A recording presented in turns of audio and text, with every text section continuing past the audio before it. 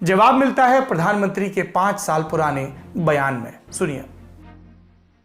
भारत के लिए सबसे पहली अगर कोई प्राथमिकता है तो देश के नौजवानों के लिए रोजगार उपलब्ध कराना।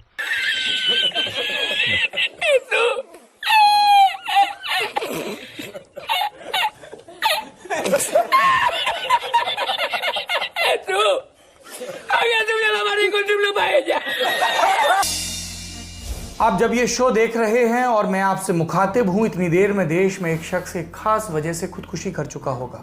वो शख्स मेरे पड़ोस में, मेरे शहर में हो सकता है, आपके शहर या गांव में हो सकता है, कोई लड़की हो सकती है, कोई लड़का हो सकता है। देश का युवा क्या चाहता है? नहीं, वैसे तो बहुत कुछ चाहता है, लेकिन एक अदद नौकरी मिल जाए या कुछ काम धंधा शुरू हो जाए ताकि पेट की आग की ज़्यादा फिक्र न करनी पड़े, ये चाहता है। अगर नौकरी की बात करें तो भारत में 2 तरह की होती हैं, प्राइवेट सेक्टर और सरकारी नौकरी। और सरकारी नौकरी का जलवा क्या होता है आपको खूब पता है। हर बरस लाखों युवा सब काम धंधा छोड़कर सरकारी नौकरी की तैयारी करते हैं। कभी कोचिंग जाते हैं, कभी टेस्ट पेपर सॉल्व करते हैं, लेकिन आवेदन, एडमिट कार्ड, परीक्षा, रिजल्ट और ज्वाइनिंग को लेकर होने वाली लापरवाही उनकी उम्मीदों को कुचल देती है। केंद्र सरकार के स्टाफ सिलेक्शन कमीशन से परेशान इन युवाओं की आज विस्तार से बात होगी लल्लन टॉप शो में। क्यों ये सब काम छोड़ के, पढ़ाई और रिवीजन छोड़ के एक हैशटैग को ट्रेंड कराने में लगे रहते हैं, इनकी तकलीफ क्या है और नरेंद्र मोदी की सरकार इस पर ध्यान क्यों नहीं दे रही। हम एक बार फिर प्रधानमंत्री को उनका ही 6 साल पुराना ये बयान याद दिलाना चाहते हैं। भारत के लिए सबसे पहली अगर कोई प्राथमिकता है तो देश के नौजवानों के लिए रोजगार उपलब्ध कराना। देश की प्राथमिकता युवाओं को रोजगार देने की अगर नहीं है तो भी अब होनी चाहिए। प्रधानमंत्री देश की युवा शक्ति पर गर्व करते हैं। अंतर्राष्ट्रीय मंचों से कई बार कह चुके हैं कि भारत की ताकत भारत के युवा हैं, और ये युवा जब बेरोजगारी को लेकर अपनी समस्या रखते हैं तो सरकारें पूरा ध्यान नहीं देती। हम उम्मीद करते हैं कि सरकार युवाओं की इन मांगों पर ध्यान दे ताकि आगे से सृजन वाली शक्ति रोजगार मांगने, सरकारों के खिलाफ प्रदर्शन करने और फॉर्म भरने के बाद नौकरियों के इंतजार में जाया ना हो। आप जब ये शो देख रहे हैं और मैं आपसे मुखातिब हूं, इतनी देर में देश में एक शख्स एक खास वजह से खुदकुशी कर चुका होगा। वो शख्स मेरे पड़ोस में, मेरे शहर में हो सकता है, आपके शहर या गांव में हो सकता है, कोई लड़की हो सकती है, कोई लड़का हो सकता है, 20 साल का नौजवान या 35-40 साल का कोई आदमी। हर एक घंटे में ऐसे खुदकुशी करने वालों में एक नया नाम जुड़ता जाता है, आंकड़े बढ़ जाते हैं, पहचान बदल जाती है। लेकिन खुदकुशी की वजह इसमें कॉमन होती है। भारत में हर घंटे एक आदमी बेरोजगारी या पैसों की तंगी या कर्ज में डूबने की वजह से आत्महत्या कर लेता है। ये आंकड़े हमें एनसीआरबी यानी नेशनल क्राइम रिकॉर्ड ब्यूरो से मिलते हैं, और एनसीआरबी के 2019 के आंकड़ों के मुताबिक देश में करीब 1,30,000 लोगों ने आत्महत्या की, जिसमें से 11,268 यानी करीब 9% आत्महत्याएं रोजगार न मिलने की वजह से या गरीबी या कर्ज में डूबने से हुई। और जब हम खुदकुशी के आंकड़ों पर गौर करते हैं, किसानों की खुदकुशी के आंकड़े भी ज़हन में आते हैं। 8 से 10 साल पहले किसानों की खुदकुशी के मामले हमारे डिस्कोर्स का हिस्सा थे। किसानों की आत्महत्याएं कैसे कम हो, इस पर चर्चा होती थी। उन सरकारी नीतियों, उन कर्ज की व्यवस्थाओं की आलोचना होती थी जिनकी वजह किसानों को आत्महत्या के लिए प्रेरित करती थी। अब किसानों से भी ज़्यादा बड़ा आंकड़ा उन आत्महत्याओं का है जिनकी वजह नौकरी न मिल पाना या गरीबी होती है। ये आंकड़ा 2018 के मुकाबले ज़्यादा है। बेरोजगारी का आंकड़ा बढ़ता है, बेरोजगारी की वजह से खुदकुशियों का आंकड़ा बढ़ता है, और बढ़ता है उन युवाओं का गुस्सा जिनके साथ नौकरी के नाम पर क्रूर सरकारी मजाक होता है। चुनाव से पहले सरकारें नौकरियां निकालती हैं, फॉर्म भरे जाते हैं। देश के लाखों युवा सरकारी नौकरियों के वादे के पीछे तैयारी में रातों की नींद जलाते हैं, और फिर परीक्षा के इंतजार में कई बरस निकल जाते हैं। अगर परीक्षा हो भी जाए तो नतीजे लटका दिए जाते हैं, नतीजे आ भी जाएं तो ज्वाइनिंग देने में सरकार कई अड़ंगे लगा देती है। और जो युवा शक्ति देश के सृजन में शामिल होना चाहती थी, उन्हें नौकरियों के लिए धरने, प्रदर्शन करने पड़ते हैं, सोशल मीडिया पर हैशटैग चलाने पड़ते हैं, अपनी बात कहने के लिए मीम बनाने पड़ते हैं, और सरकारें फिर भी नहीं सुनती। और तब सवाल मन में आता है कि हमारे देश की, हमारी सरकार की पहली और सबसे ज़रूरी प्राथमिकता क्या होनी चाहिए। जवाब मिलता है प्रधानमंत्री के 5 साल पुराने बयान में। सुनिए। भारत के लिए सबसे पहली अगर कोई प्राथमिकता है तो देश के नौजवानों के लिए रोजगार उपलब्ध कराना। रोजगार के योग्य नौजवानों को तैयार करना, रोजगार के योग्य नौजवान को तैयार करने के लिए पूरा एक मैकेनिज्म, एक व्यवस्था, एक स्ट्रक्चर तैयार करना। 2014 में सरकार बनने के साल भर बाद पीएम मोदी ने देश के युवाओं को नौकरी देने के लिए एक विजन रखा, जिसकी बुनियाद इस बात पर थी कि हमारे पास युवा भी हैं और नौकरियां भी हैं। दिक्कत बस इतनी है कि नौकरी से मिलाप का युवाओं में कौशल नहीं। इसलिए युवाओं के हुनर को तराशने के लिए प्रधानमंत्री कौशल विकास योजना शुरू हुई। इसके लिए एक मंत्रालय भी बनाया गया। और तब देश के पीएम ने युवाओं को क्या सपने दिखाए थे, सुनिए। आज देश का कोई नौजवान हाथ फैला करके कुछ मांगने के लिए तैयार नहीं है। वो दयनीय जिंदगी जीना नहीं चाहता है, वो आत्मसम्मान से जीना चाहता है, वो गर्व से जीना चाहता है।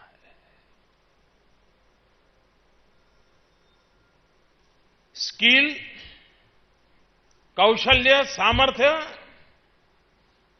ये सिर्फ जेब में रुपये लाता ऐसा नहीं है, वो जीवन में आत्मविश्वास भर देता है। इस योजना में 2020 तक 1 करोड़ युवाओं को ट्रेनिंग देने की योजना थी। द हिंदू बिजनेस लाइन अखबार की एक रिपोर्ट के मुताबिक 2019 के लोकसभा चुनाव से कुछ महीने पहले तक इस योजना के तहत सिर्फ 34 लाख युवाओं को कौशल मिला और उनमें से सिर्फ 10 लाख को नौकरियां। 2019 के चुनाव के दौरान प्रधानमंत्री से बेरोजगारी के बढ़ते आंकड़ों पर सवाल पूछा गया तो उन्होंने सवाल को ही अपवित्र बता दिया, सुनिए। आप फिर ये कांग्रेस का एजेंडा फिर आप लेकर के चल पड़े हो, आप उसी को आगे बढ़ा रहे हो। क्या सेवा कर रहे हो मुझे मालूम नहीं है। आपने बोला होगा, देखा होगा कि CII का रिपोर्ट आया या हमारे IT सेक्टर का एक एसोसिएशन है उनका भी रिपोर्ट आया, हाँ नेस्कॉम का। इन सब ने कि पहले से कई गुना रोजगार बढ़ा है, रिपोर्ट दिए हैं। EPFO देख लीजिए, हर वर्ष करीब 1.25 करोड़ नए लोग जुड़े हैं। मुद्रा योजना ले लीजिए, 4.25-4.5 करोड़ लोग वो हैं जिनको पहली बार बैंक से पैसा मिला है, पहली बार जिंदगी में। वो भी तो कोई रोजी रोटी कमाते हैं, किसी को रोजगार देते हैं। मई 2019 से मोदी सरकार का दूसरा कार्यकाल शुरू हुआ। इस बार मोदी सरकार ने डिस्कोर्स बदला। पहले कार्यकाल में युवाओं को अकुशल माना था, स्किल इंडिया पर जोर था। दूसरे कार्यकाल में शिक्षा व्यवस्था में खामियां देखी गई।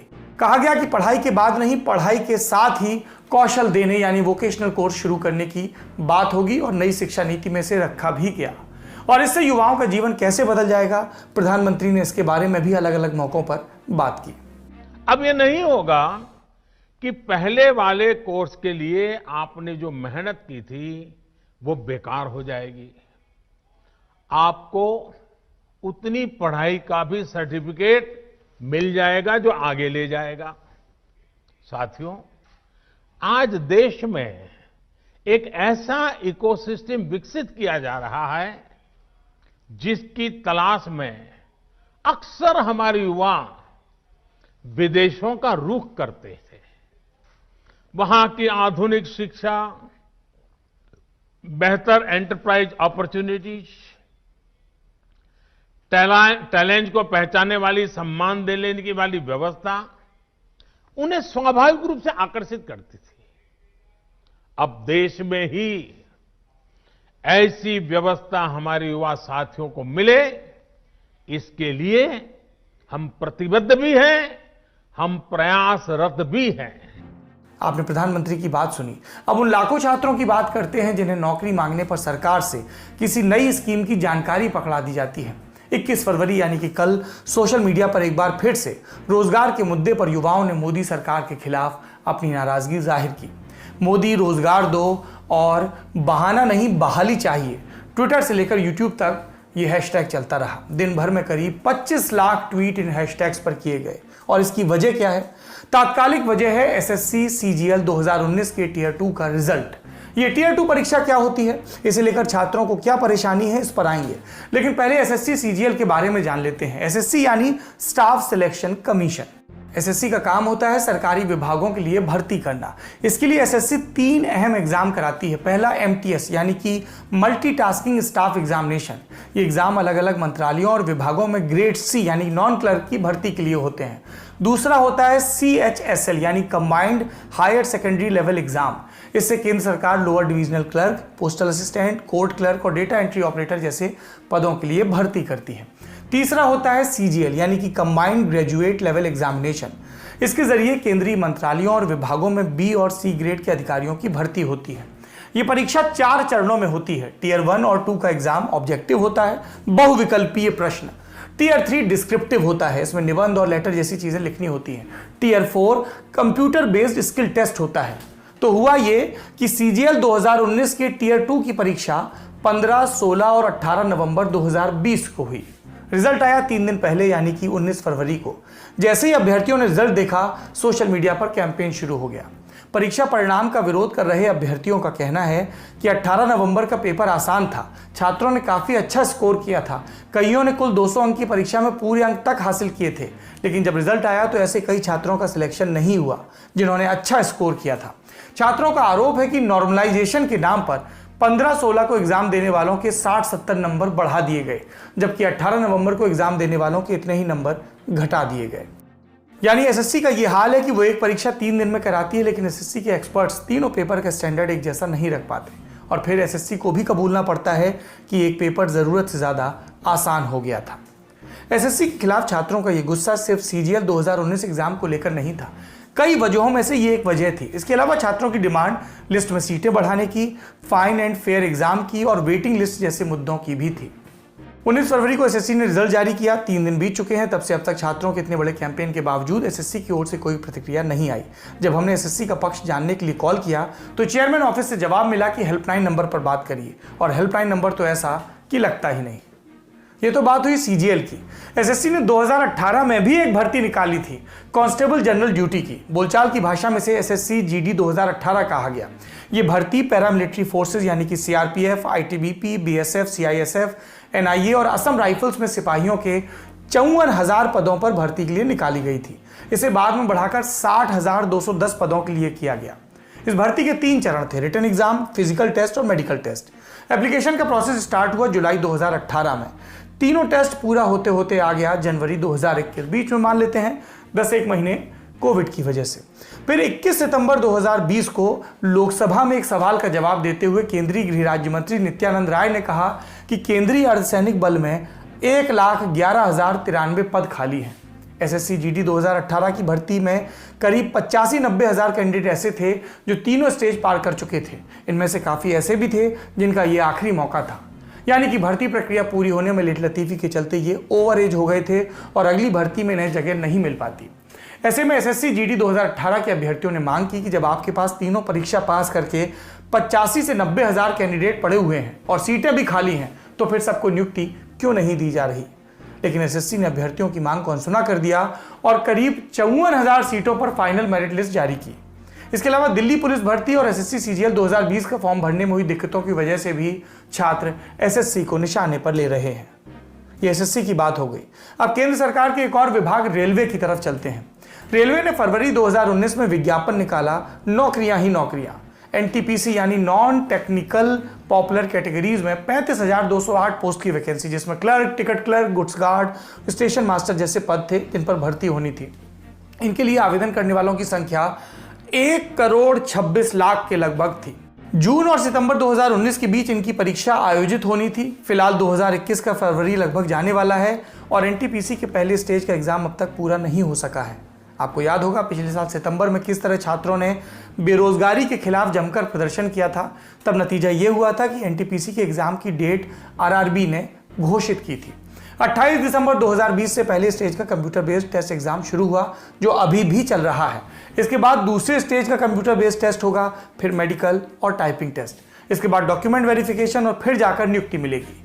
NTPC के साथ ही रेलवे ने ग्रुप D की भी भर्ती निकाली थी। 1,03,769 पदों की भारी भरकम वैकेंसी, 1,15,00,000 के लगभग इसमें भी आवेदन आए थे।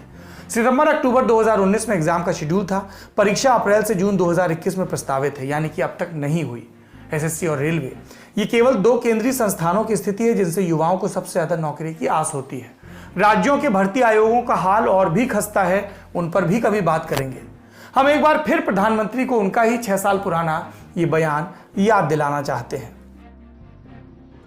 भारत के लिए सबसे पहली अगर कोई प्राथमिकता है